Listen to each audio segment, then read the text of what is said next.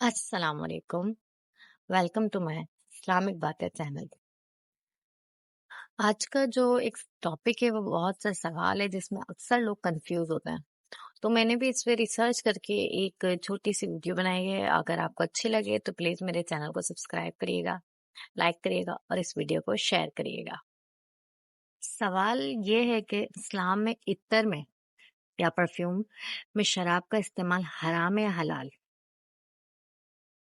یہ ایک اہم مسئلہ ہے جس پر بہت سے لوگ مختلف نظریات رکھتے ہیں. آج ہم اس موضوع پہ غور کریں گے کہ اسلام کی نگاہ میں عطر میں شراب کا استعمال کا کیا حکم. پہلی بات یہ ہے کہ عطر کی بوتلوں میں استعمال ہونے والی شراب کا مواد کہاں سے حاصل کیا گیا ہے. اگر شراب انگور یا کھجور سے بنائی گئی ہو تو یہ حرام ہے، لیکن اگر وہ مختلف دانوں سے حاصل کی گئی ہو تو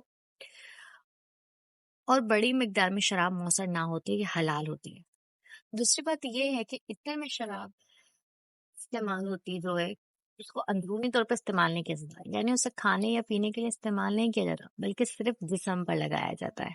اسی لیے دیکھا جاتا ہے اسلام میں عطر میں شراب کا استعمال حلال ہوتا ہے اگر وہ شراب انگور یا کھجور سے نہ بنایا گیا ہو اور اسے صرف بیرونی استعمال کے لیے استعمال کیا جائے. جب تک شراب حرام مادوں سے نہ بنائی جائے اور اس کا استعمال بیرونی ہو، عطر میں شراب کا استعمال اسلامی شریعت میں جائز ہے.